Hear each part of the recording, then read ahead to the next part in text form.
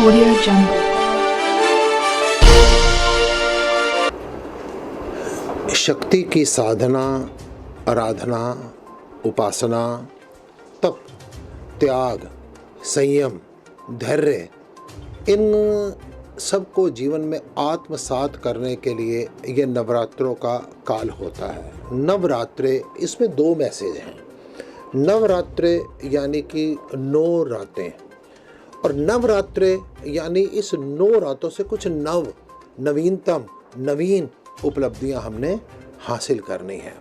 नवरात्रों का जब जिक्र आता है, रात यानी अंधकार।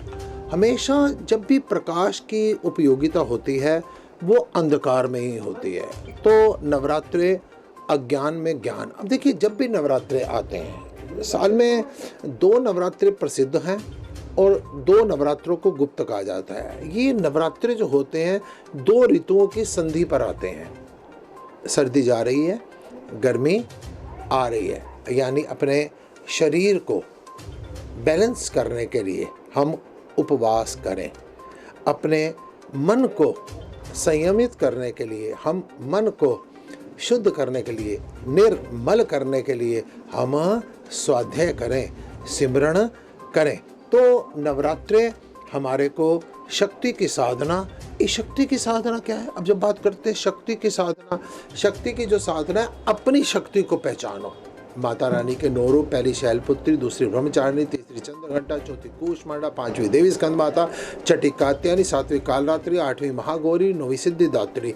इन हर देवी के रूप में शिक्षा का, स्वास्थ्य का। अब जैसे 6वीं कात्यायनी माँ क्या ज्ञान देती है? कत ऋषि के कात्य हुए, कात्य के कात्यायन हुए। 3 पीढ़ियों ने जब लगातार तपस्या की तो उनके यहाँ पर पुत्री ने जन्म लिया, अवतरित हुई, वो कात्यायनी कहलाई।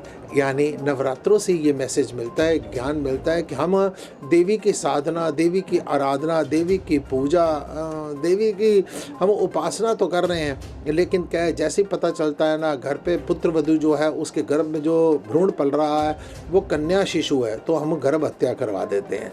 वो गर्भपात करवाते ही तुम समझो तुम माँ भगवती को अपने घर से बाहर निकाल रहे हो।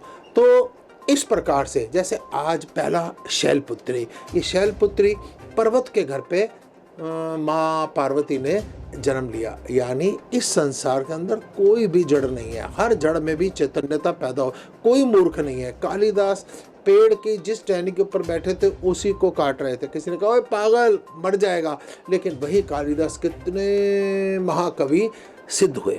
अब बात आ गई उपवास की, व्रत की। ये अपने आप को, पहले मैंने बताया ना, 2 ऋतुओं की संधि के समय आया। ये अपने शरीर को बैलेंस करने के लिए, अपने मन को संयमित करने के लिए। यानी जैसे ही आप लोगों ने उपवास किया होता है तो आप कम खाते हैं। देखिए, जिन लोगों ने उपवास किया हुआ है उनको मैं कहूँगा कि आपने अगर उपवास किया हुआ है ना, तो पहली बात ध्यान रखिए, उपवास सिर्फ अन्न का ना हो, वाणी का भी उपवास हो। हमने कम बोलना है। अपने श्रवण का भी उपवास हो, यानी हमने जितना सुनना है शुद्ध सुनना है। आपकी एक एक चीज़ का, एक एक इंद्रिय का उपवास हो। What is the meaning of the उपवास? उप मीन्स होता है नज़दीक और वास मीन्स होता है रहना। हम अपने नज़दीक, किसके नज़दीक रहना है? सबसे पहले परमात्मा के नज़दीक रहना। परमात्मा क्या है?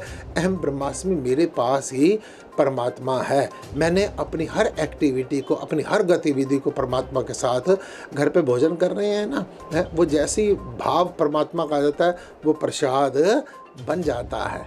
अतः हमने उपवास करना है संयमित के लिए। मन से हमने जितना हो सके हमने ओम दुर्गाय नमः, ओम दुर्गाय नमः, ओम। मैं आपको बड़ा एक छोटा सा 3 अक्षर का मंत्र बता रहा हूँ कि जिससे कि सभी आप इसका जप कर सकते हैं, सिमरण कर सकते हैं, इस मंत्र पर रिसर्च कर सकते हैं।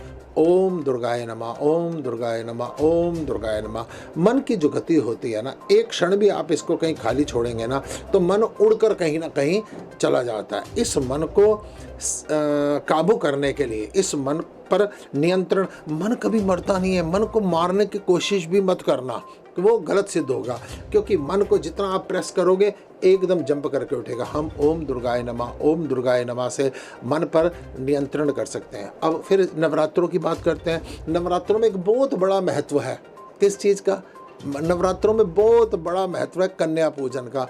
कन्या पूजन करके नवरात्रों की जिम्मेदारी खत्म नहीं होती, वहाँ से जिम्मेदारी शुरू होती है। हमारे नीति निर्धारकों ने, हमारे ऋषि मुनियों ने, हमारे संत महापुरुषों ने कन्या पूजन का महत्व क्यों रखा? यानी कन्या के अंदर परमात्मा का दर्शन कर हम कन्या पूजन तो करें, लेकिन बाहर जाकर हर लड़की के प्रति हमारी कोई रिस्पॉन्सिबिलिटी है। बाहर जाकर हम लड़की के प्रति अशुद्ध विचार ना रखें। बाहर जाकर भी हम उस कन्या में माँ भगवती का दर्शन करें। अगर हमारे घर पे कन्या पैदा हो रही है, हम सोचें हमारे घर में अन्नपूर्णा आ रही है, हमारे घर में लक्ष्मी आ रही है, हमारे घर में शांति आ रही है, हमारे घर में दुर्गमता को समाप्त करने वाली दुर्गा माता आ रही है। नवरात्रों के पीछे ये लॉजिक है। आदमी को इन 9 दिनों के अंदर जो साधना करता है, आराधना करता है, जैसे माँ, एक औरत अपने गर्भ में 9 महीने शिशु को रखती है और 9 महीने के बाद एक नया जीवन हमारे को प्राप्त होता है, ठीक इसी प्रकार से 9 दिन की साधना, 9 दिन की आराधना, 9 दिन की उपासना, 9 दिन का स्वाध्याय, वो आपका एक नव जीवन आपको देगा। नव संवत्सर है। देखो जो पेड़ों के ऊपर पतझड़ के बाद नए नए फूल आ रहे हैं, यानी पुराना खत्म हो गया, नया आ रहा है। बच्चों की कक्षाएं 7वीं छोड़कर 8वीं में प्रवेश कर रहे हैं। मौसम सर्दी जाके गर्मी, हर चीज़ परिवर्तन कर रही है। हम भी कोशिश करें अपने जीवन में परिवर्तन का।